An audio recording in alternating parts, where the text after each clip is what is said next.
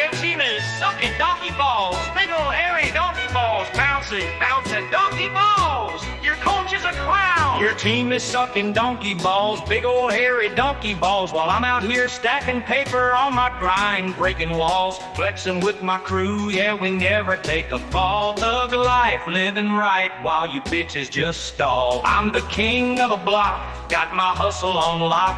You be chasing all that hype, but your game's a cheap knot. My hustle's on the rise, your dreams looking like a flop. Talking big, you just a little fish, the shark's about to chop. Your team is sucked, yeah, they ain't got no balls. While I'm out here falling, breaking down your walls. Big ol' hairy donkey balls, you know I stand tall. Talking tough, but you're soft like a kitten in the halls. In the streets I roam deep, got my pride like a beast. You a feast for my rhymes, I'm a savage, not the least. Rolling with my nig, and we feast like a feast. I'm the lion in the jungle while you're just a little niece. You want the smoke, step to me, I'll put you on blast. Your whole squad's looking weak, like a joke, not a cast. I'm the real deal, baby, you just stuck in the past. While I'm flexing on the daily, always moving so fast. Your team is sucked, yeah, they ain't got no balls. While I'm out here falling, breaking down your walls. Big ol' hairy donkey balls, you know I stand tall. Talking tough, but you're soft like a kitten in the halls. Ain't no game that you can play when I'm spitting this heat. I'm the one who runs the street, you just follow my feet. Confidence on blast, you can't handle my fleet. While you sucking donkey balls, I'm the king of this beat.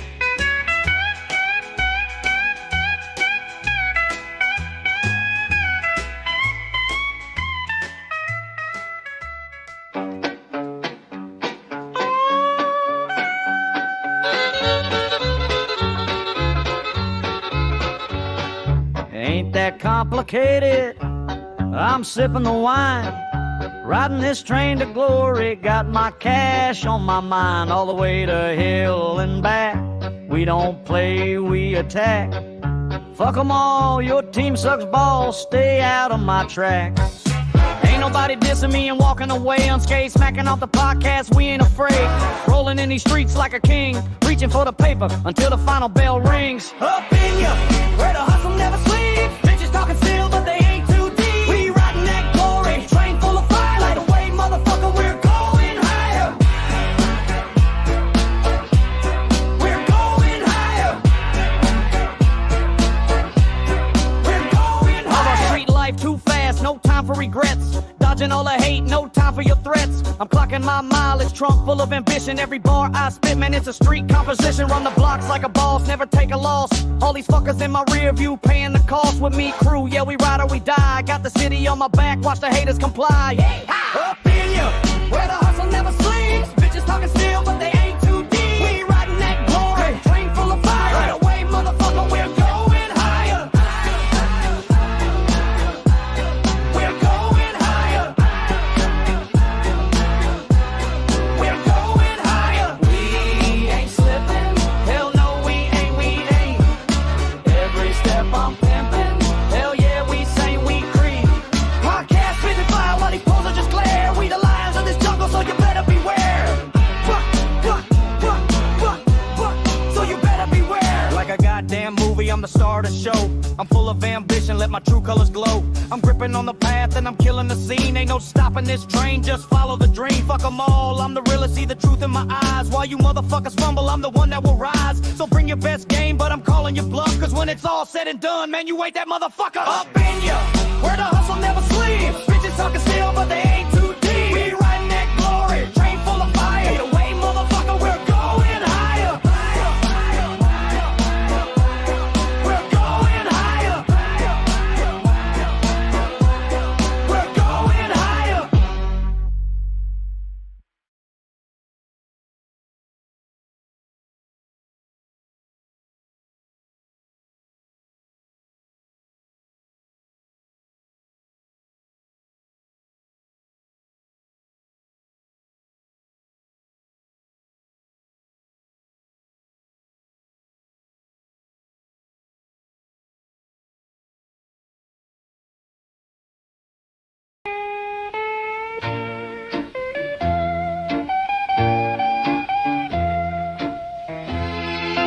fuck you looking at?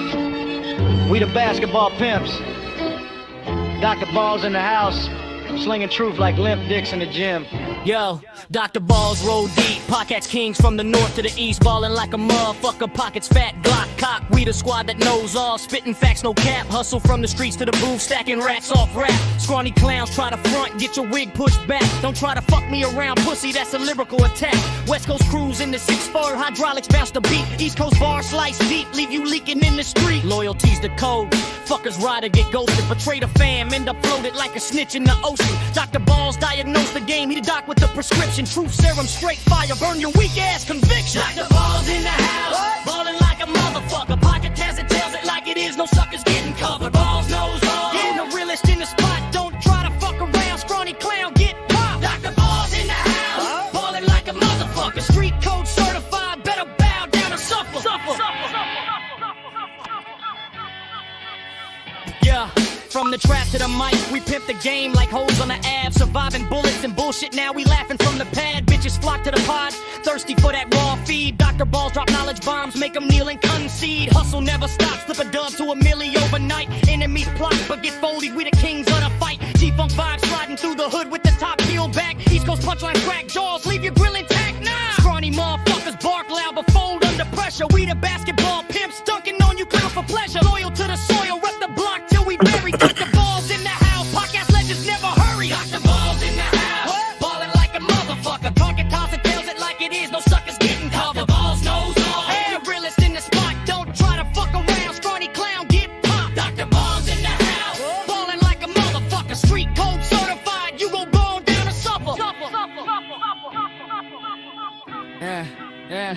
Final round, silly fuck scatter like roaches when the lights hit. Dr. Balls built an empire off the grit and the fight spit. From slinging dope dreams to viral streams on the net. We expose the fakes, watch them sweat, place your bets. Motherfuckers envy the glow, try to dim with the shade. But we armored up, street codes engraved like a blade. Ballin' harder than Shaq in his prime, rim shatter supreme. Like the past, close to the streets, living life like a fiend. Scrawny clowns stay pressed, but we don't entertain. Dr. Balls drop the truth, leave you stained in the pain. West Coast laid back killers with East Coast killer instinct in the house forever. Bow down, that's the distinct. Dr. Balls in the house, ballin' like motherfuckers. We know all. Tell it like it is. Fuck around and find out, clown. Peace.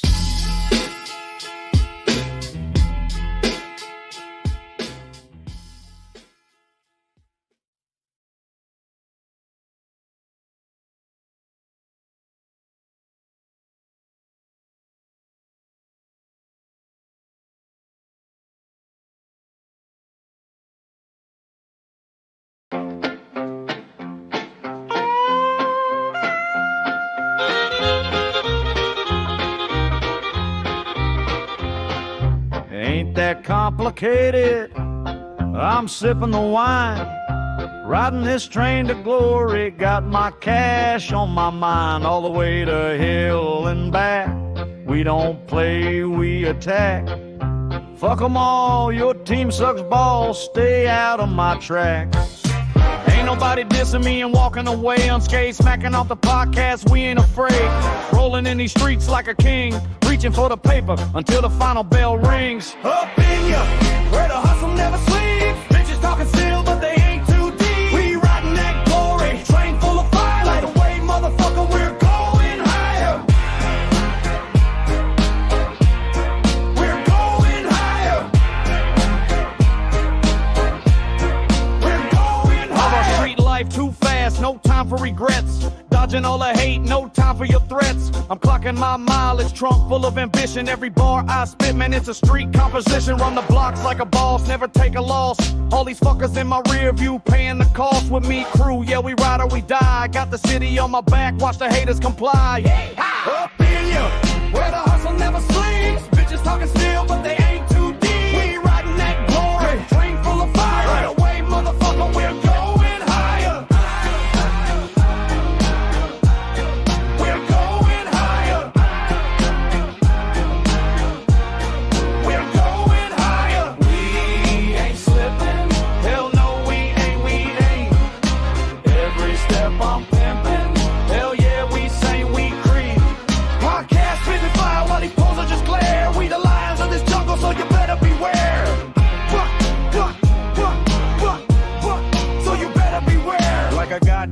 movie, I'm the star of the show. I'm full of ambition, let my true colors glow. I'm gripping on the path and I'm killing the scene. Ain't no stopping this train, just follow the dream. Fuck them all, I'm the realest, see the truth in my eyes. While you motherfuckers fumble, I'm the one that will rise. So bring your best game, but I'm calling you bluff. Cause when it's all said and done, man, you ain't that motherfucker up in ya. Where the hustle never sleeps. Bitches talking still, but they ain't too deep. We riding that glory, train full of fire. Either way, motherfucker, we're going higher. We're going higher. We're going higher. Your team is sucking donkey balls, big old hairy donkey balls. Bounce it, donkey balls. Your coach is a clown.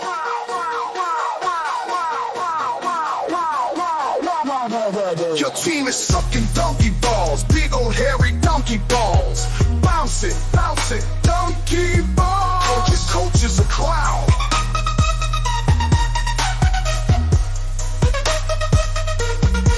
Your team is sucking donkey balls, big old hairy donkey balls. Bounce it, donkey balls. Coach is a clown.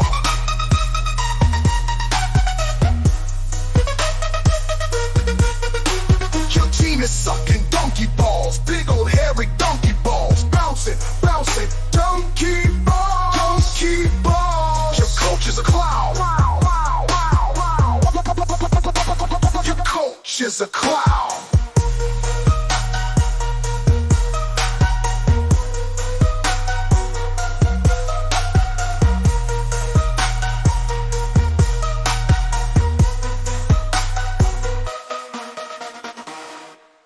Donkey balls are bouncing all around. Bounce up, bounce up. Balls donkey balls. Balls donkey balls are bouncing all around. Balls donkey balls are bouncing all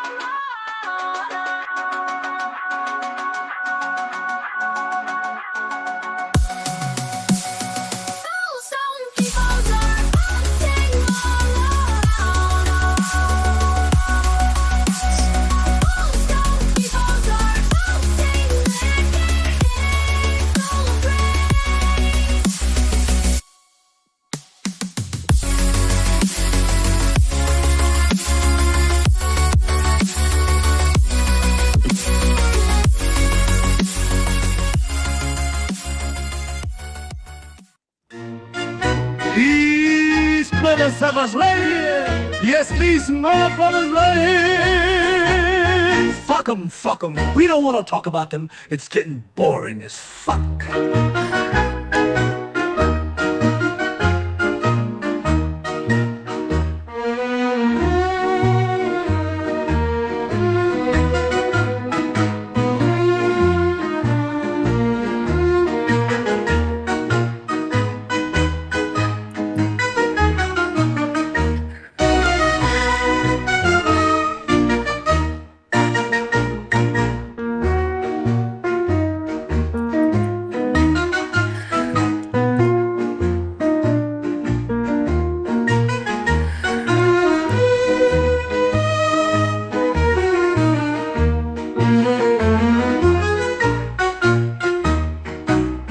These motherfuckers right here. Yes, these motherfuckers right here. Fuck 'em. We don't want to talk about them. It's getting boring as fuck.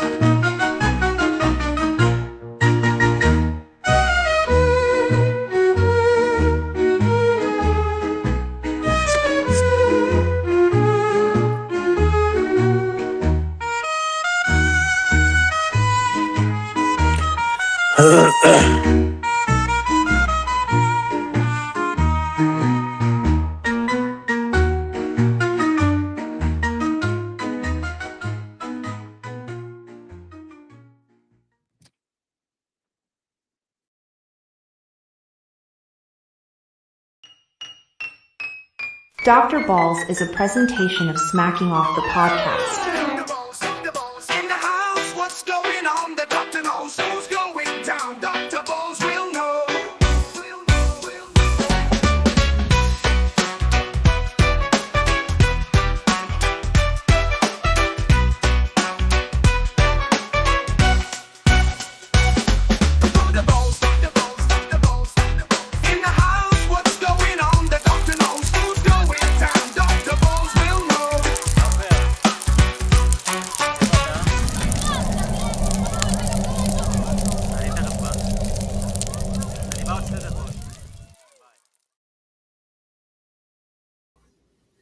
Damn, I like it. We're on fire, Doug. What's up?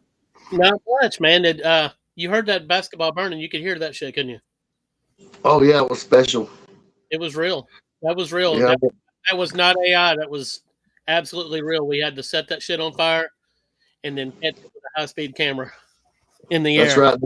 And then we had to douse smack it off home office to make sure it was all right. Absolutely. What was that What's one going game? The Lion, are you with us?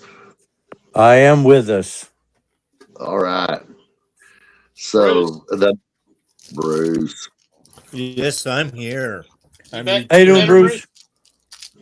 I'm doing much better, guys. I'm somewhat getting my glucose under control, man. That All right. diabetes is kicking my ass. So So I'm wait a gonna- second. Because I'm a diabetic too. uh-huh. What kind of problems are you having? Or I'm sure you're Well, I on was meds. over 200 for quite a while, and I've been taking some different type of supplements that have really helped, and I'm finally getting it down into the 110. My lowest reading has been 92. So no, things are You things might are, want to try this stuff called Cardio Miracle. A friend of mine almost died when he was young from diabetes, and he's uh-huh. been taking that stuff. It's a supplement, but you can Google it, and he's off meds. Good. It's Now, when a tough thing to manage and control, and it's something that's a little bit hereditary, a lot of bad health of abusing my body for the last,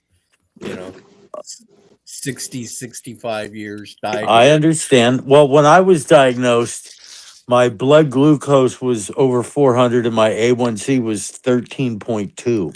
Well, yeah, you're right. Mine was just 8.3. The turning point that I had was in January. It was 8.3. I don't know what it is. I won't take another test for another month and a half, and then I'll find out what. But 8.3 is full-fledged diabetic, and Oh yeah. so it's one of these things. But it's this last year I have fallen off the wagon, and it's my own fault. I have no one to blame but myself. So it's up to me to turn, cut the carbos, cut the sweets, and do all that happy shit, which, I'm like anyone else. I love my cake. I love my wife's apple pie. So those are all things to push away now and deal with different things. So. Well, hell yeah, we're glad it's getting better because you was able to experience the excitement, right, of your Seahawks having won the Super Bowl. It was a real pleasant surprise. Well, not a surprise. I think down the stretch, what they did was phenomenal.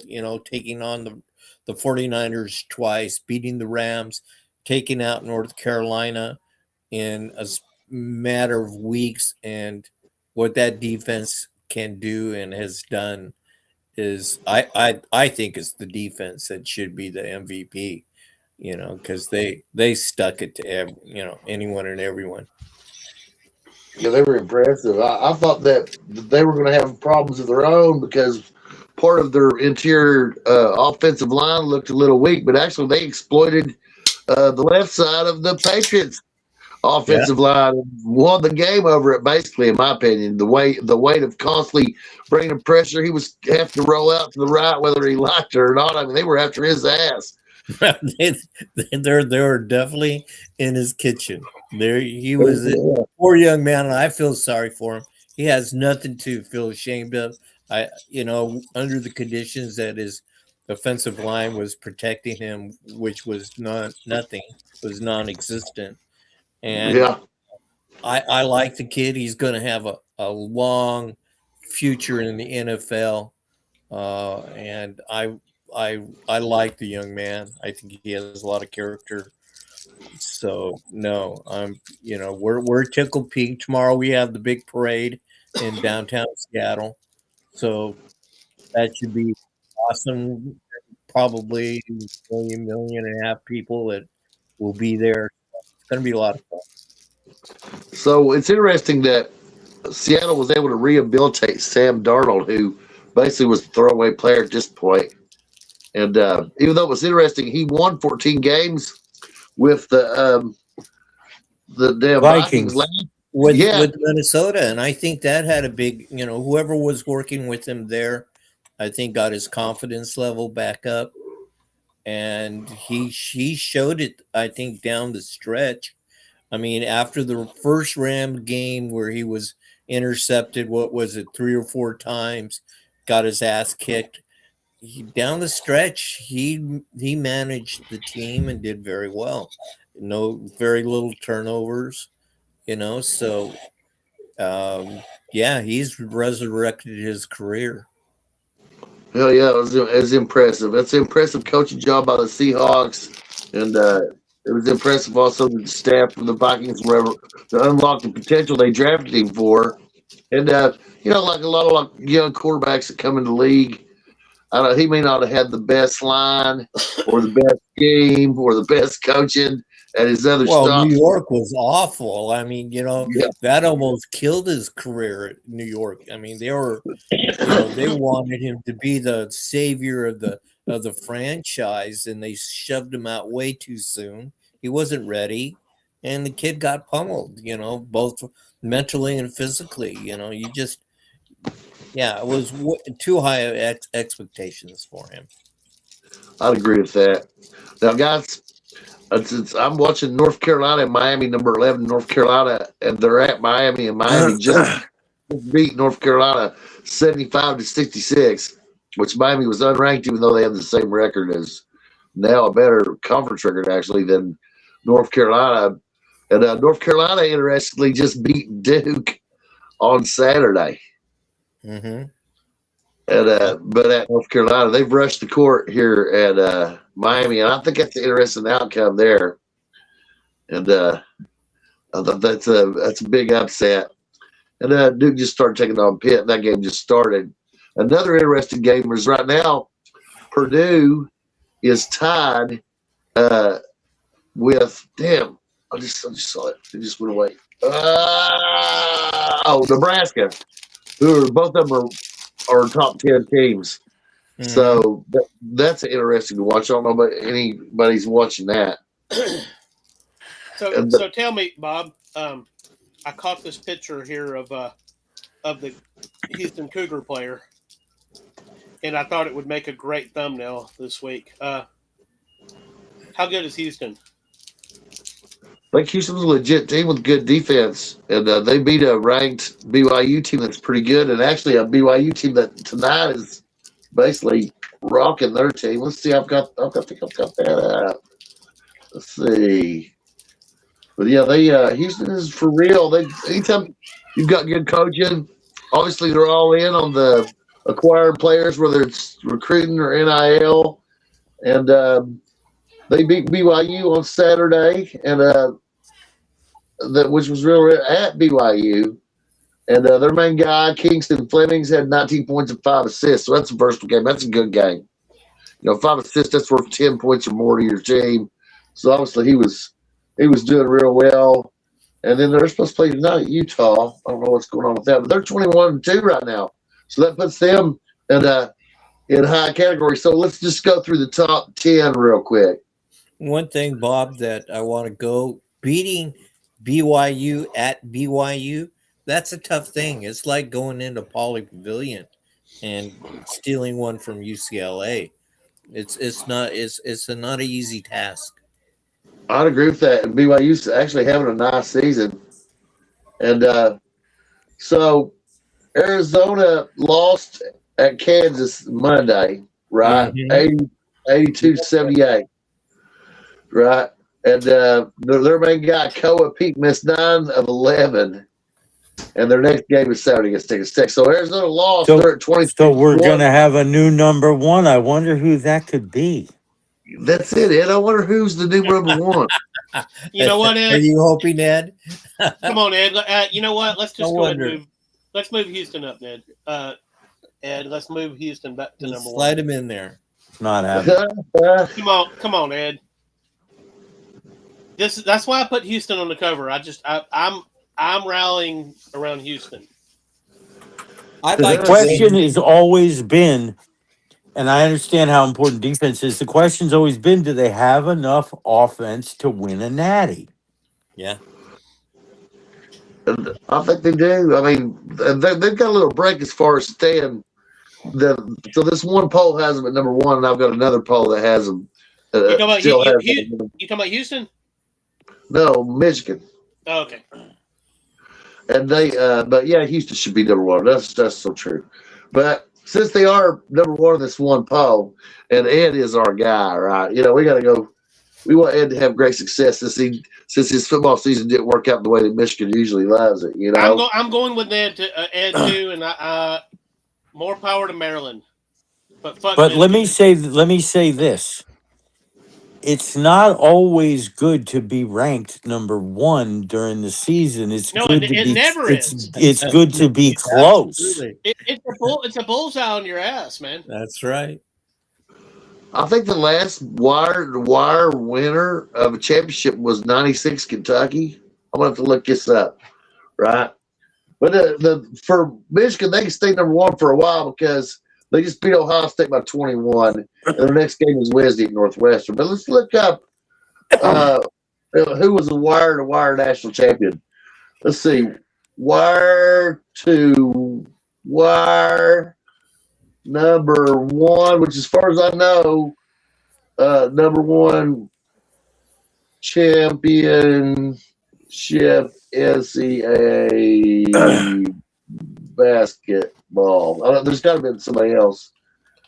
Let's see. I wouldn't be surprised if Duke has done it wire to wire.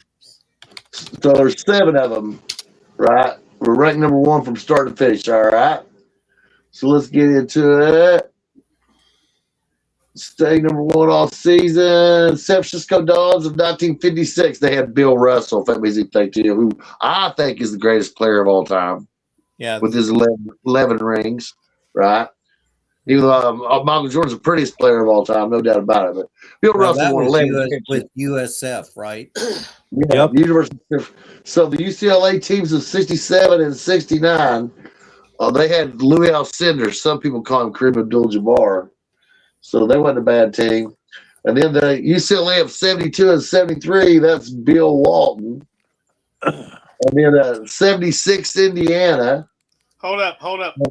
You just opened the door for me, Bob. I got to mention this. Okay. That 76 Indiana Hoosiers team, did they go undefeated? Yes. Okay. I seen a documentary on this. It was very interesting. Alabama played them in the tournament, and there was a bad call in the game. And after the game, Bob, their coach, what's his name? Bob Knight went in a press conference and said we shouldn't have won the game. This was a bad call. That's one thing about Bobby Knight. He told it like it was, like it is. He doesn't sugarcoat it, and if his team screwed up, he would say, "Hey," and that's what I like about him. So you know what I'm doing? I'm claiming that as claim it. I'm claiming it as not a national championship, but as a what the fuck. I'm claiming it as what the fuck. I wasn't paying attention back then, but it was an interesting documentary. I've got to find that shit and get y'all the link to it. It's really good. Well, you were what, 15 then, Doug? You talking about in 1976? Yeah. 5. Wow, he says. Now, this particular article, there's My only wife 5 and I states. got married that year. Now, my dad may have been watching that fucking game, and I was probably playing, and he told me to get the hell out of the room. Now, did your dad have like a foam brick that he could use to throw at the TV if he needed to? No, but I probably in my early 20s, I come close to tearing up some TVs, mainly during football games. But oh yeah, I've lost my ever loving mind before. I can't deny it. Well, my dad did shoot a TV. You know, he had a 45 he wore everywhere, including the bank and church, right? And Hey, was he an Elvis fan? he's a big Elvis fan. Okay, because Elvis shot up several TV screens out. I believe that. He must have been a Memphis fan back in the days of the Metro Conference, you know. Mm-hmm. So I'm looking at this particular article, and it's only saying that the next team is Duke 92, and they're saying that's it. So their criteria is none of these teams ever dropped from being number one. But to me, if you started number one and then you won the national championship, that's a wire-to-wire championship too. Well, Wouldn't hold you on agree? now. How about No, I 21? was right. Duke was one of them. How about 21 Baylor? 21 Baylor started number one and then won the championship. I didn't know that, but that's interesting. Now I'm looking at AI's assessment of this, and it named Indiana. It named a few examples, and it's got 21 Baylor Bears on here. Huh. Interesting. So for me, and in women's basketball, it says 22 South Carolina. Nice. The reason it's interesting to me is that 78 national championship, Kentucky started out the year number one and then won the championship. And 96, UK started out the year number one and won a championship. But both of those teams fell as far as number 5 during the season when they had a couple losses. Now, here's what it says. Now, undefeated wire-to-wire, only 7 men's teams have gone wire-to-wire as number one, with the 1976 Indiana Hoosiers being the last to do so. Yeah, they were last. Modern era examples, it says 2021 Baylor Bears dominated the entire season and won the championship. So it's not, they're just, that means absolutely nothing. They didn't go wire to wire. Right. I don't know why they're giving them as an example. An example of what? An example of a team that didn't go wire to wire? Yeah. I don't know. See, that's important. You know, matter of fact, one of the greatest moments of Kentucky basketball in my youth was in '77 when Indiana and Kentucky played in the tournament, and they'd already met in the regular season. Mm-hmm. And I remember the game. They were going on an undefeated season then. And what happened was Kentucky was down bad at the half, and they had to walk through the same tunnel, all right? And Bobby Knight smacked Joby Hall on the back of his bald dome, guys. Now, had he done that in Ruparita, I would have feared for his life. You know what I'm saying? I'm That's talking about hard Bobby for Knight. me to imagine Bobby Knight doing that. He done it, right? That's part of pretty arrogant. It's pretty fair. So he smacks him on the back of his dome and says something to him like, basically, "We got you again, boy," or something like that, right? And Joby Hall went in the locker room, had a tirade, and UK come back and ended what would have been their second undefeated season, right? And then we ended up losing in the Final Four to Marquette, who became the champions. So that was the Elite Eight. And then in the Final Four, we lost to Marquette, and it was a great team. On that team. Al McGuire's team, I don't know, but one of them was all-time great. I can't remember. It might have been the guy they called World Be Free later on. Yeah. Right? I think, I forget what they had a big center that was really good. Artis Gilmore. No, that was he came out of the South. They had two guys. They had the guy I'm thinking of and the guy you're thinking about. And the guy you're thinking of became a pure scorer for the Knicks. I think it was a King, something King or something like Bernard King. Bernard King, yeah. Yeah. So he was like an unstoppable scorer. Played for them. Yeah, you just could not believe. I mean, a lot of these guys, they forget about some of these players. I mean, there's been unstoppable guys in the NBA for decades, right? You know, not all of them had all the calls on their side either. I mean, we just talked about Bernard King. He could put up a 50 burger almost any time. World Be Free was a 40 and 50 point scorer at times. That was These a dynamic duo for Golden State. Yeah. That was a hell of a good. Yeah, that was a hell of a good. They had Rick Barry when I was a little kid. You remember Rick Barry? Dude, hell yeah. He was a hell. That white boy can shoot. He could shoot. I learned a lot watching him. He was another one that told it like it was. Yeah, like it is. He matched up really well. He was a good forward. He was always tough to play against. Yeah, he was sweet. He had a good way of he understood spacing real well. So he kept himself in the best position, both offensively and defensively. So he was a great player. And so we got sidetracked down because you was on Houston. I got to go back to Houston. So I think that Houston, as long as Kelvin Sampson is the coach, and they're in range of a 2 or 3 seed, which right now they're in range of a 1 seed, and at this moment you'd have to say they were 2 seed. But they got a chance to win it all because they're always ranked? dangerous. Yeah, Always they're like, I think they're 5th. Let me go back to this page. Sorry, I see them in one poll at 3rd, but They're 6th. oh, But in their conference, they still can yet play. They still have Iowa State left to play. They still have Arizona left to play. And Iowa State is 5th. Yeah. Who they beat Baylor 72-69 on Saturday, by the way. And Tuesday they play TCU. So it's sad that Nikki isn't here. She can tell us all about TCU, whether or not they got a chance, but Iowa State. But you're looking here just in the top. They had a real close call with Kansas State. Oh, yeah. They had a close call with Kansas State. And they were losing the entire game. so Bob, I did watch a little bit of basketball this week. I watched Alabama beat the Aggies, and Alabama beat Auburn. Not great teams, but it was what it was. I watched them win 2 games.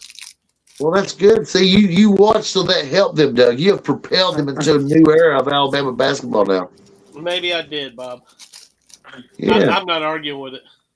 Any kind of thing like that gives you an edge. Like, I used to have a Tayshaun Prince jersey, and I felt like if I didn't watch the game and wear my Tayshaun Prince jersey, number 21, that Kentucky couldn't win, which is probably was pretty fucking stupid considering at that point Kentucky had won like 1,000 games in their history or something. But they, I still believe that if I miss the game, they're going to lose.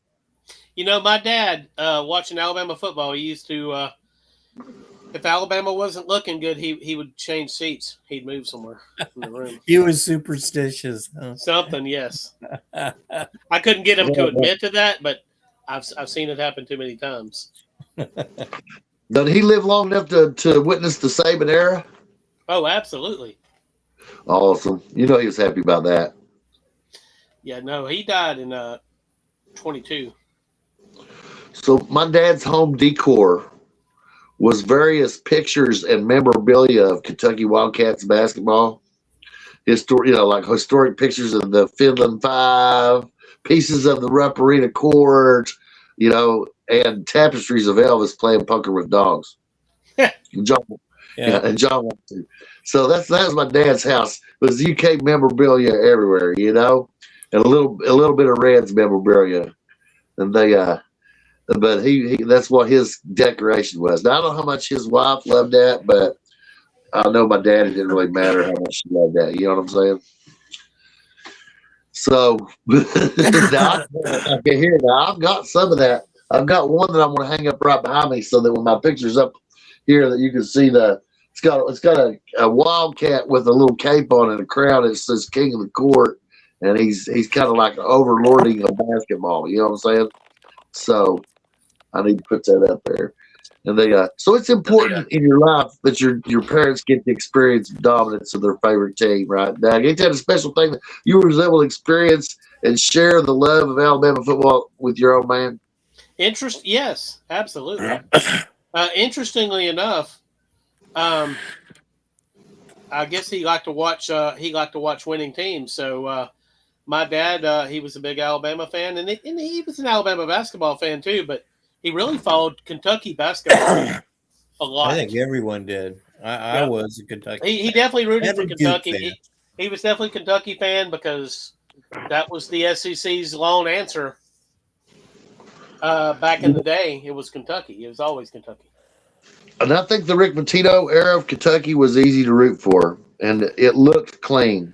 Like if you looked at his recruits, some of them were top recruits, like Antoine Walker, but in general, they were not necessarily the top 5 guys. They were like the 25 through 50 guys. and he recruited for depth. So we looked clean. Now I don't know that we were clean under Rick Pitino. There were never any allegations that they weren't clean. But in my opinion, if you have to cheat at Kentucky, you might as well get put on probation. If you have to cheat to win at UK in basketball, then when that happened and they got put on probation, they was worthy of that derision. I mean, Joe B. Hall was washed up to the point of being senile and took a team to the Final Four. And he was. I mean, it was just no excuses for that. Now, obviously they loved to pay guys back in the day. They haven't been paying somebody, but they under Pitino, I don't think they did. They were under a lot of scrutiny, and because they had just been on probation for the stuff that happened, where Sean he played for Arizona. Sean, anyway, so they had Ronnie Cycle. At one time, they had Ronnie Cycle, Sean Kemp, Sean Miller, and another Sean that played for San Antonio for years. Another guy named Ed Davis, top recruit in the country. And between all them guys, they found money in an Emory package, stolen jewelry, on and on and on and on and on. And Sean Kemp never showed up in Kentucky, actually showed up there just long enough to steal the coach's son's gold jewelry, right? And then Ronnie Cycle ended up going to Syracuse, right? Sean Miller ended up going to Arizona. And the other Sean, too, I can't remember his name. He played for the Spurs for years. He was a good player. I just can't remember his fucking last name. And then anyway, make a long story short, that's what happened when they cheated. It all fell apart on them. I'm like, guys, why the fuck did you have to do that? Right? You didn't have to do it, but they did do it. They got caught. They put on probation. So you bring in Rick Pitino, a professional coach who had done well at Providence and took Providence to the Final Four and coached the Knicks. He had a nice run, and he milked it into a job at the Celtics. Had he stayed, I believe he'd had 3 to 5 daddies at Kentucky. But his system didn't need a superstar. I mean, Tony Delk was a serviceable NBA player, but he wasn't an all-time great, right? And I mean, if you compare the way he recruited to the way that Joe B. Hall recruited before Sutton, the guy that gets put on probation, he was recruiting top 50 guys, but they were the bottom 25. Like guys that could fit the system and run and press all game long. Whereas Joe B. Hall he had guys like Sam Bowie. I mean, Sam Bowie was drafted before Michael Jordan. A lot of people forget that. If his legs hadn't been hurt, there's no telling what the guy had done. But that's the kind of players he was signing. He was signing after the death of Wooden, he probably took over for John Wooden with the top classes. Yeah, and he was just I'll tell you, when you start talking about John Wooden, you're talking my day and playing high school ball. I went to a couple of clinics, one in Southern California, and was able to listen to him speak, which was phenomenal. He was a class act. And you're talking about guys getting arrested, and there was none of that under his tutelage for UCLA. They were so squeaky clean, and he was just an amazing gentleman, very soft spoken, but you knew when he spoke, you listened to him, and he was amazing coach. Bobby Knight didn't like him. And Bobby Knight's claim was that that Wooden had a fixer who bought all these players. Oh, that's so much bullshit. Well, there's plenty of interviews online with him saying that stuff like that. But Bobby Knight didn't like Coach Wooden. Bobby Knight was an envious bastard on that point with John Wooden, because John Wooden was kicking his ass every year. Period. He didn't like it. Well, he didn't like it. Well, he eventually got revenge, and then Wooden retired. And they, but yeah, well, in my opinion, I only seen the end of the Wooden era, but in my life, Bobby Knight was probably the best coach, or he at least done the most with the league. On my book. Really? So since You when don't do win we- 11. You don't win 11 straight national championships by a prayer and a hope. No, I'm talking about There's since, planning and I'm talking about since Wooden, right? Of course, you got Krzyzewski at Duke. He's also all time great. yes, Which ironically, he had his run. I give Coach K all the accolades there ever will be. You know, I don't. 11 straight fucking national championships is mind-boggling. it is. Yes. It's like a That video the game. Especially the with talent- somebody was like, "Well, that's with a playoff." Yeah, I know. That's even fucking harder. Yeah. What John Wooden did as a coach, I don't think probably will ever be repeated. There's no way you couldn't do So I it. mean, there's no way you can look at it any other way that guy knew how to get his team hot every damn He had the year. best players. There weren't as many good teams, though. He was You not. still had to go through them though. It was actually tougher. You were riding the pine. I saw Bobby. I saw Wooden bench. What's his name? The big redhead. Bill Walton. Because he had gone to a one of these protest things, and he got pissed. He didn't like his players getting involved in political bullshit. And the redhead went and he rode the pine for a game. Oh yeah, no, they so wouldn't it, he also had the best players. I mean, he had Bill Walton, he had Lou Alcindor, I mean, he had Gil Goodrich. I mean, he had the best players. And Because he not was never- able to go anywhere and everywhere and recruit. He got what he wanted. He came to. I played in a championship game called TOC at McClymonds in Oakland, California, and that was the big tournament that I played in. He was there that night and was recruiting. You know, he was checking the team out because it was a mixture. We had 3 kids that were high school All-Americans coming off our team. So we had some really good talent, and so no, he anywhere and everyone wanted to play for John Wooden, hands down. You know, Saban's run is the greatest thing I've ever seen in my life. But 11 national championships in a row, that's like Saban shit on steroids. Yeah, I mean, I can't even comprehend. it's a I can't 48 team tournament. You know that, Doug? Back in those days, it was a 48 team tournament. Yes, I mean, it's still probably the best 48 teams there were. Well, Or that's at what I'm least saying. close. It was harder to get in the tournament, and the competition was better. You had to win your conference for sure to get into and them days they didn't have conference tournaments in general. They just had a regular season title.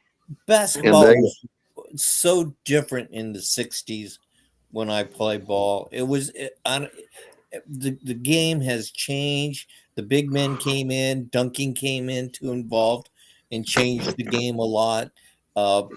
Pressure defenses changed and switched. Basketball took in some ways a regression, but in some ways a forward momentum with the dunk and the 3-point line. That changed the game a lot. You know, so you had some things historically that that changed the So that's I what kicked changed. myself out and came back in to see if that would help with the noise. Oh, that might have been my fan. Can you hear my fan?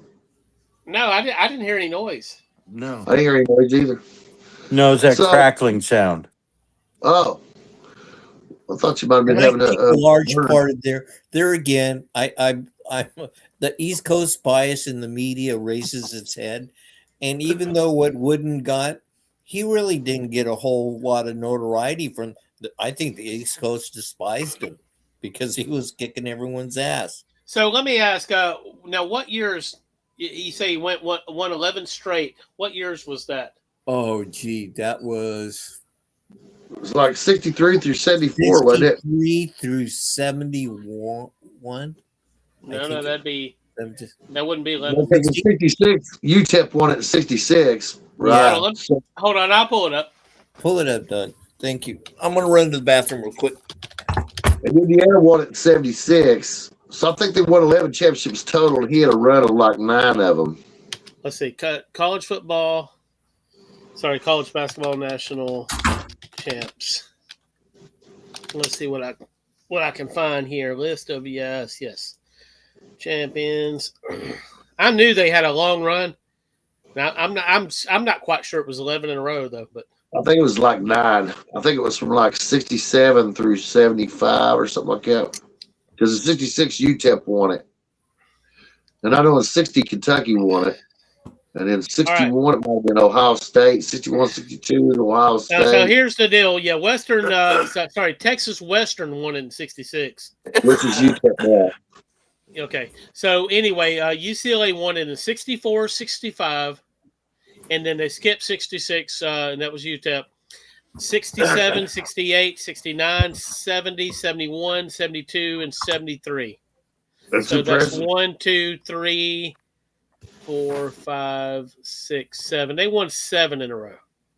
And they won 7 in a row and 9 out of 10. Yeah. That's that's still impressive. that is still like mind-boggling. I mean, it is. And even if you look down to the most dominant team of our recent era, Wait, no, hold on. They came back in 75 and won it again. Yeah. So they won, 10 out of 11. No, That's sorry. impressive. Sorry. No. 10 out of 12. 10 out of 12. Not too That's damn impressive. shabby. No, not at all. And, it's like somebody was saying, Ed, was it you that said basketball was different then? Absolutely. The tournament was 32 teams, Right. But and there weren't that many great. Well, yeah, but think about it. I mean, what other teams won at that rate? Nobody. That period. So they all had the same field of what you say was going on at the same time too. I mean,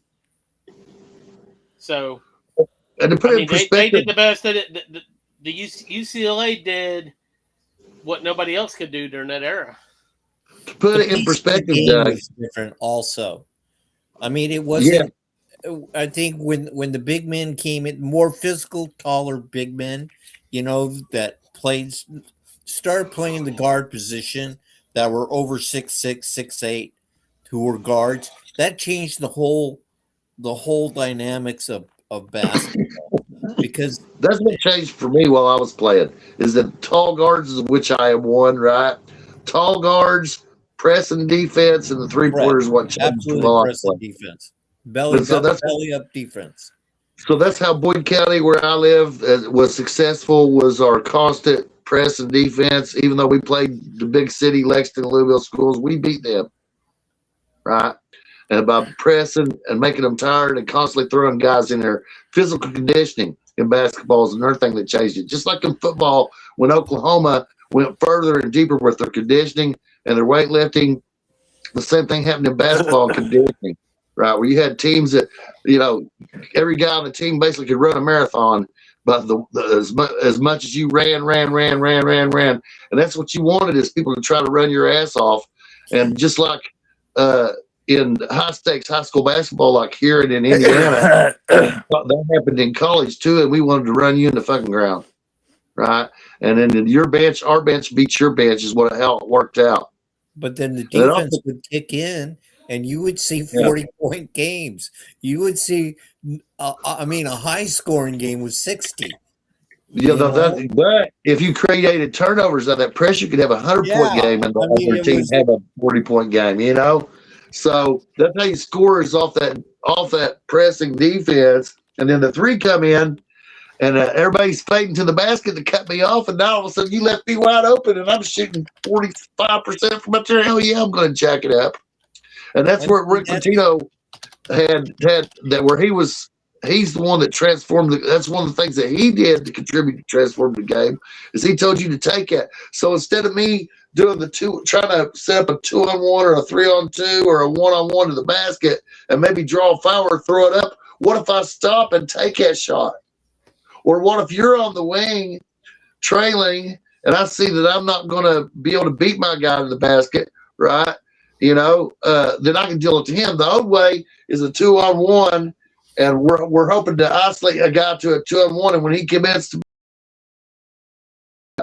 right, but this is an extension of that. He's coming down the wing, and we're trying to do that, but that's not really going to work. They got more people back, but they let this guy on the wing wide open, so we're going to let him take it.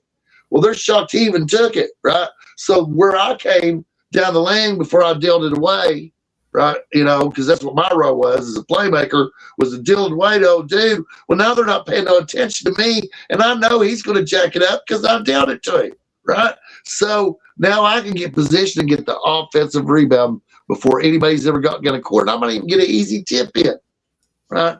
And so that changed the game, and it made people run. If you wanted to sit there and play four corners like North Carolina in the 70s, no, it wasn't those work things, no more. those things changed, I think, because Yeah. I'm glad basketball in some degrees is where it's at with a fast pace, really good crisp passing, and lightning quick scoring. But then on the other hand, when it comes down to championship time, you'll see 60, maybe maximum 70-point games. So no, things in some ways will always be predicated off playing great defense, winning teams. Absolutely, and just like football, just like the Seahawks this weekend. Really, I mean, their offense was efficient, but if you get down to it, they kicked 5 field goals. So offensively, the field goal kicker was the MVP, but the real MVP was the defense. The defense controlled Sam Darnold. They had him running like a scared dog, right? And one thing he could do about it, he played well. He did the best he could under those circumstances. And both those teams are young guys. They can come back. They can develop. The guys in the line that didn't do as well, they can deal them away, draft somebody else, or train them guys up. And obviously, they got coaching. Mike Vrabel's a hell of a coach, in my opinion, right? Yeah, and so the coach at Seattle is obviously top notch. It's what you want, right? So them guys are young, man, and they're in the matter of fact, Seattle, Bruce, is in a contract window of about 3 years here. They might have a little chance for mini dynasty. You know what I mean? Well, there again, to create a dynasty in this game at this time in professional football, that's hard to do. You got the Rams in there, you got the 49ers. They're gonna be right back. Philadelphia is gonna be in there. Boston's gonna be back next year. Buffalo's gonna be back. All those perennial teams that we get to see year in and year out. I don't think there's going to be Kansas City's now a couple of years out from their last Super Bowl. So I think Mahomes is falling off now. I think that he's getting to the point where those times of having dynasties of 4 and 5 teams, what the 49ers did, and you think about it, was 5 or 6 championships in about 10 years, 11. Yeah, that was unbelievable. That's a good streak. Then you got Pittsburgh. Then you got let me see who other really good teams. So to create a dynasty now, that's hard to. You might get 2 years, 3 years run at going to the Super Bowl, and usually your defenses start breaking down. Diane, I got to pose this to you because he made me think of something. I ain't saying Mahomes is done, but I'm saying the day of Mahomes outrunning outside linebackers may be over. That might be true. I mean, he's got a torn ACL. He'll be good, but who's to say he'll be great again? And plus, the roster's aging. They really don't have a great running back. Their receiving core is good at best. The defense is still pretty strong, and it could be where, I'm not saying they're going to fire Andy Reid, but, they've heard his words in the locker room before. Yeah, so let's age plays a lot to it. Ask Mr. Carroll. Well, that's what was encouraging, I think, to have the Seahawks and the Patriots. Even though the Patriots have had some recent success, it ain't that recent. I mean, it is a new team. It's not the same bunch of guys, right? So people's, the Buffalo.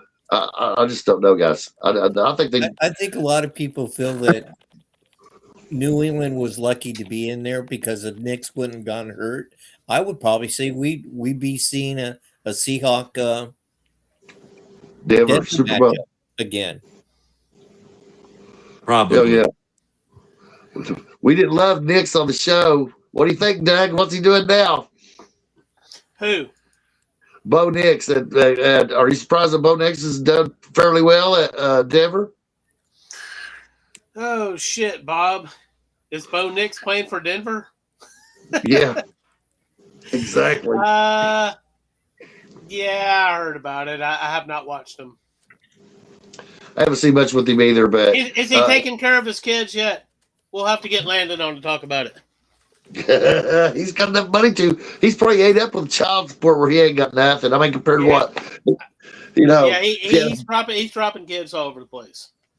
Well, that's what you do is be fruitful. Philip That's what Rivers, you do when you're a kid, right? Yeah, he might be on regular Baptist too. He might have went to that baptism down there at Auburn with Hugh Freeze. Oh, we need to find this out. Was he? No, present? he needed to. He did too. He might have had He it. needed Like Jesus. He needed Jesus. We know this now. Oh yeah, he needed Jesus. Undeniable, right? But was he present at the baptism with Hugh Freeze and Coach Pearl? Is what we need to know. Did he lead? Well, isn't Pearl Jewish? Oh He yeah, is, but there's a lot of Christians. Pearl is Come one on, of guys. Pearl's like a politician, so he's Jewish when he needs to be Jewish, and he's Christian when he needs to be Christian, right? I know you know about this, Ed, right? Where they had a massive, like thousands and thousands of people at a huge baptism party there on the campus of Auburn, and it was being led by Hugh Freeze and Bruce Pearl. You didn't know that? So somebody asked Pearl. He said, "Aren't you a Jew?" And he said, "Yeah, but so is John the Baptist."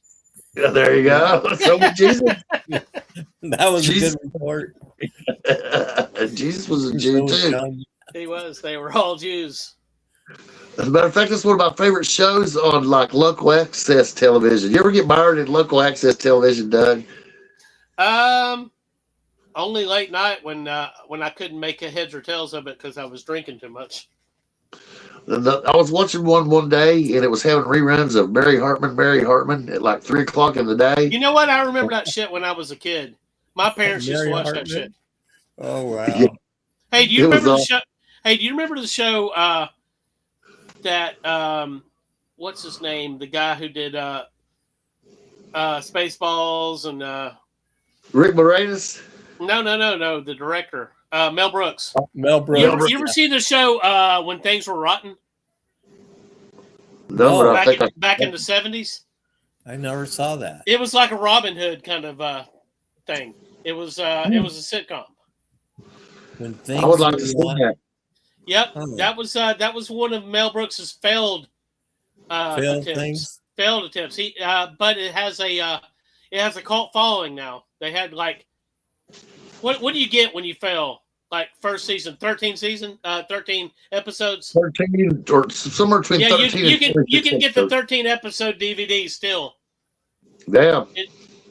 So they produced it on DVD, so that proves that it has a cult following. No, he was the one who did Young Frankenstein. Mel Brooks. Oh yeah. What about it? That's a God, great. that was so. That's That's my all-time favorite movie. Yeah, I love it, and I also love what was the Western? Sorry. Oh, I was reading- 16 Candles is another one of my favorites. Blazing Saddles. Oh yeah! Oh my God! To me, my favorite movie of all time is a toss-up between History of the World Part 1, also a Mel Brooks movie, Yeah. and The thing about history of the world, I love the beginning, and then it gets to a point where it's harder to watch. What about the part where he says it's good to be the king? Which movie was that? You talking about In history? the History of the World Part 1, where, like Queen humps Bishop, Bishop humps Queen, right? And then he goes over and grabs the girl by her tits and goes, "It's good to be king." You know, Right? once you get past the cave drawings and the caveman, when they freaking discovered songs and shit like that. Remember the dude dropped a rock on his fucking foot? Oh yeah. Well, anyway, once you get past that, all I Well, remember what is about Blazing Saddles? That could never, ever, ever, ever, ever, ever, ever be remade. Uh, I But really no, don't know why. there is something that happened in the history of the world that you would probably love to revisit, right? And that's where he's standing there in somewhere in Jerusalem or Galilee, right? And he hits his thumb while he's like nailing a picture on the wall. And he goes, "Jesus Christ!" And Jesus is standing there. He's like, "Yeah, what's up?" He's like, right? And he hits it again. He goes, "My Lord!" And Jesus goes, "May I help you?" You know Right? what? You know what comes to mind when I think about the history of the world? Past the beginning part is the fact that B. Arthur was in it. Yeah. Well, yeah, my great aunt. Oh, and anybody who's ever watched the Andy Griffith Show, remember Oh, Ernest T. Bass? Ernest T. Bass was important He special. is all up in that shit. Hell yeah. His name's And, Howard. God, you're His bringing up name's old Howard history, Morris. man. Old movies. That's great. I love all Mel Brooks movies. I haven't seen a bad one really. I can't think of any of them I God, didn't There's like. no bad ones. But there are a group of people who don't like Spaceballs, and I'm like, what the fuck? Spaceballs is the funniest fucking one. It's Yeah. comical. They They're all came out of all hilarious. They had their It own. also came out of History of the World, Bruce. That also came out of History of the World because at the end of History of the World Part 1, they've got fake previews for new movies, and one of them has Jews in space. So yeah, so I think that's where Spaceballs come from because they had some of the graphics. So they so there you go. It's History of the World Part 1 even predicted the future, right? Which was Jews in space, right? Well, you know they're fixing to make a Spaceballs too, right? They should. I think it's And well over. And he's like 101 now. No, Wait. I think he's 99, but he'll be 101 by the time they actually complete Spaceballs 2, if he's still alive. If he's still alive. And he threw that out there too as he was telling it. He said, God willing, if I'm still alive, if not, he's got a guy appointed to take over for him. There you go. Now, the reason he's the greatest, in my opinion, at what he does is because he doesn't like pick on any one group of people, right? No, he basically he was very everybody. picking on everyone. Yes, including himself. Including himself. Equal opportunist. Equal opportunist. He's on everybody. He's like the judge. Somebody come up to me, they go, "Does Sergeant Arthur hate me? Is he a racist? He acts like he hates me." He goes, "No, he's not a racist. That motherfucker hates everybody." That's what I overheard. I walked up on him saying that. The guy goes, So what was his name from Blazing Saddles? Slim Pickens? Yeah. Oh, I like Slim Pickens, yeah. Holy He was in it. shit, he was funny in that fuck. And so was the football player, Alex Karras. Yeah, he was. What was his name? Mambo. Yeah. Great performances by football players. Does anybody remember Grizzly Adams? I do. Of course. That was Haggerty, Dan Haggerty. Yeah. Dan Haggerty. Yeah, they got his ass with cocaine, trying to fly to the East Coast to film it, Grizzly Adams back in the 70s. Damn. He looked like he was probably capable of that because he was pretty jacked up. Yeah, do you know what Grizzly Adams was, Bob? What's that? It was the best attempt to capitalize off of the Robert Redford movie. Jeremiah Johnson. Jeremiah Johnson. It was like we were in a Jeremiah Johnson era, and they said, "Let's try it again," and it worked all right on the big screen. And they were like, "Let's take it to TV," because Robert Redford was not interested in doing any TV. He wasn't interested in a Jeremiah Johnson series, but it was good. It was excellent. And you remember the guy that rode the freaking donkey, old number 7? Oh yeah. That was the guy from the Andy Griffith Show, Mr. Darling. I don't remember his name. I think his name. Wait, Denver Powell. Denver Powell. Hell yeah, that's he was. He was the guy that ran the gas station. Run the gas station. You mean on Andy Griffith? Yeah. Oh no! You're thinking of Goober.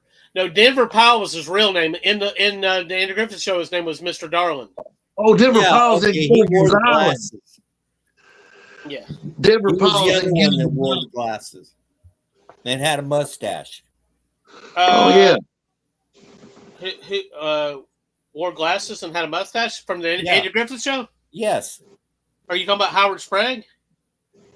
Oh, it could be. I can't remember his name. There you go. Well, that's a long But time anyway, ago. no. Goober was the Well, Goober was he wore that funny hat. yeah, and he's the guy that took over for Gomer. He was Gomer's cousin. But no, the guy I'm talking about was the guy that lived up in the mountains. He was a white-headed guy and he had a beard. Oh, And yes. Okay. he was now I also in the remember. Grizzly Adams Show, and he was the guy that used to come around with the with the old donkey named Old Number 7. Yep. But anyway, Yeah. guys, real quick, I'm thinking about watching some more basketball this week. You are. Cool. What am I watching? I'm gonna tell you what you're watching, right? Because And, I just see that. and Ed's got to go ahead and tell me what Michigan game I got to watch this week too. You'll do this. You'll do this in honor of your old We got man. Northwestern. Saturday. What's that? We got Northwestern. We You got yeah, Northwestern Michigan. should be a good game. Should it? Here's one that you see is Kentucky at Florida on Saturday. And by the way, Kentucky swept Tennessee for the season the other day with a last minute win on Saturday. You But gotta yeah, love Kentucky, that. No matter what happens from here on out, you swept fucking Tennessee, right? yeah, you swept fucking Tennessee. So that's an important game. So that's Saturday, Doug. On Saturday, the game you want, and we're gonna make sure we're gonna get a time on that. Let's see, ranking. Kentucky's number 6, 20. They're second in the East. Oh, they're second in the conference. Yeah, Florida at Florida. So that's the game. Florida is the highest ranking team in the SEC at the moment and leading the SEC. And Kentucky's second in the SEC at 8-3. And head-to-head against win against Florida puts Kentucky back in control of the SEC, which is where they belong. I got a question, Bob. Have you ever What's been that? uninterested in a basketball season because you seen something out of Kentucky early that just didn't set well, and you were like, these fuckers ain't gonna do anything, and then kind of woke up by the end of the season and said, shit, these fucking guys are pretty fucking good. Has that ever happened to you? It has happened to me, and but I've also been disappointed when I thought they was going to do something like I think in 2019 or 20. Kentucky had a run in the SEC tournament and went to the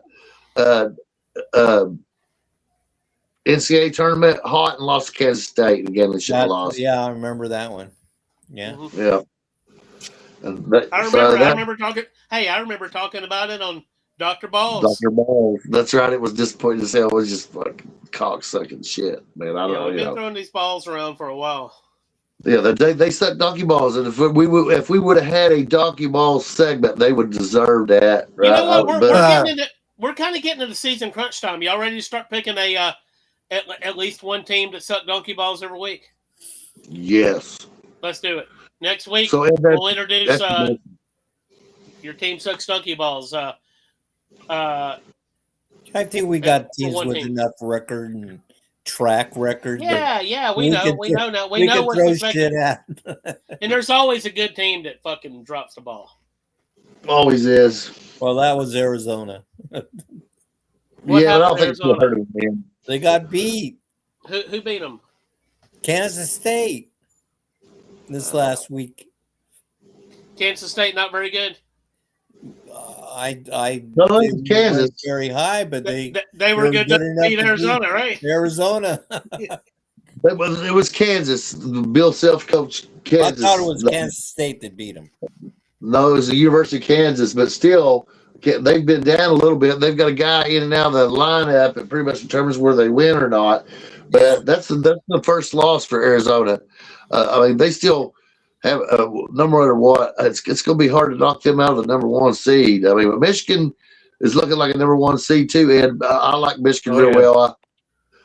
They're tough, man, and they've got some. We was talking defense earlier, and that's the difference between this team and the team they had a couple of years ago that looked good initially.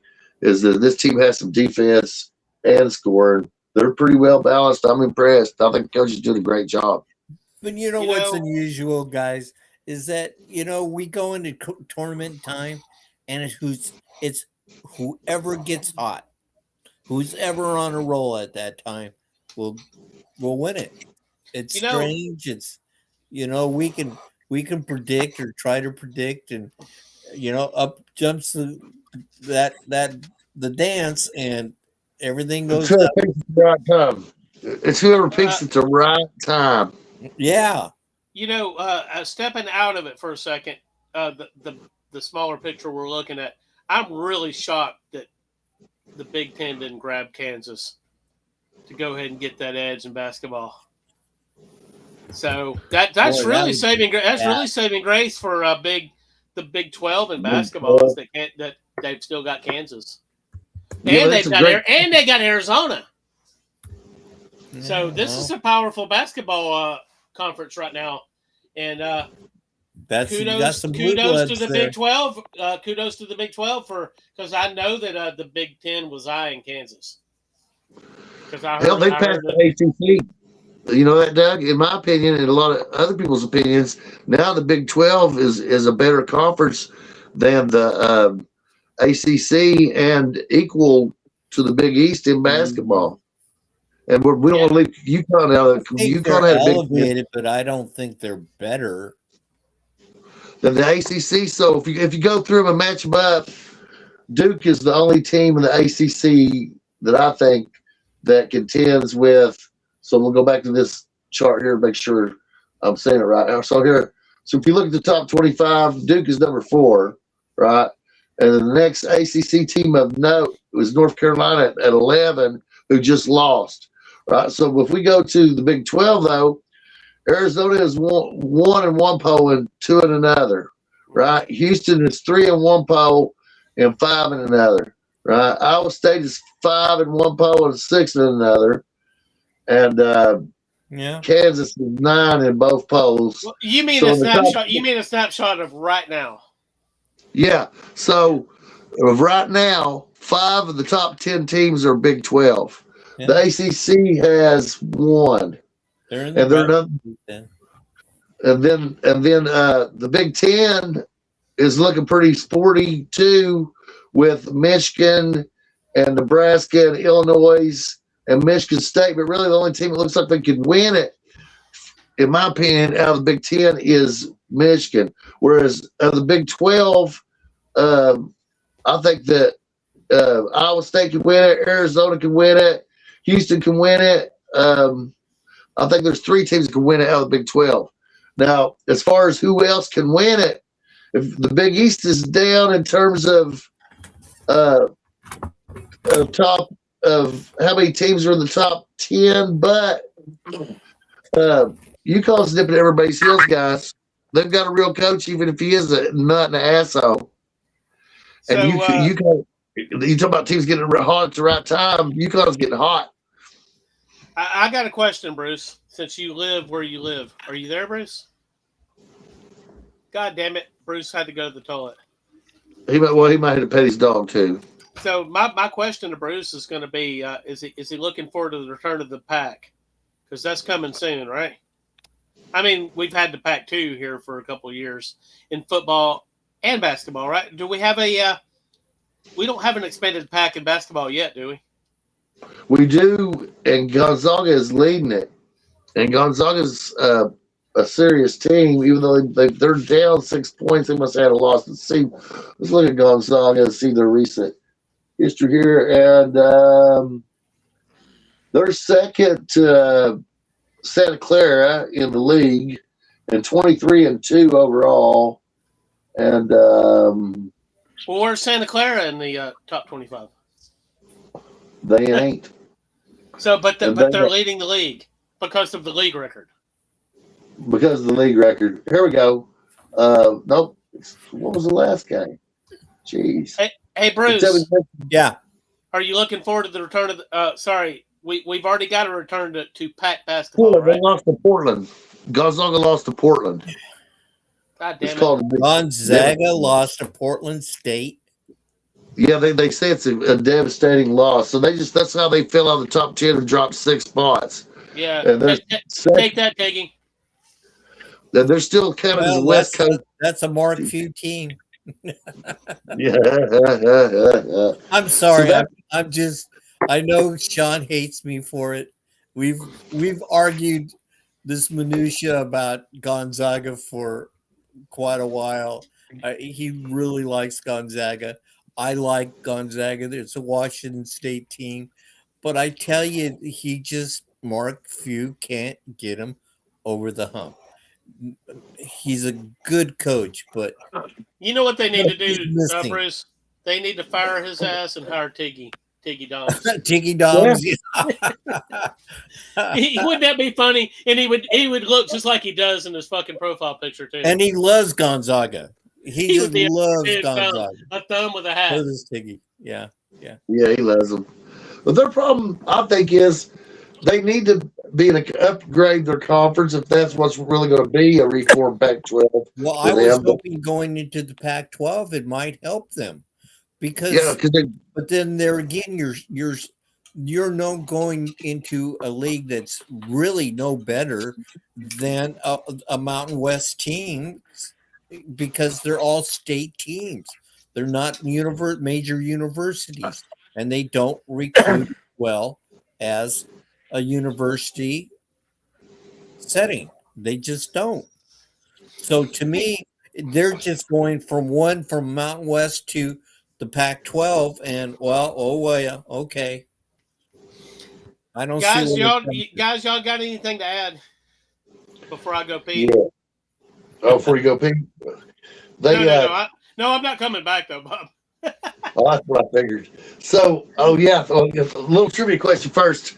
Does anybody know who Gonzaga's greatest player was? I'll give you a hint. He was one of the top 50 NBA players of all time. And we know it's not Tiggy Doms, so. Right. Stockton, that's right. Yeah. God damn it, Ed! Once you win, Ed.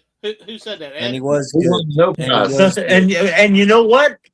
Great They ball weren't even that good when he was there. No. No, they weren't. Okay, Ed, you won the watch. It's coming in the mail. That's why he needs to subscribe, share, like, join the various groups we're associated with, right? And also, fuck your team. Oh, buy the merchandise. Yeah, absolutely. Later, guys. Later. Take care.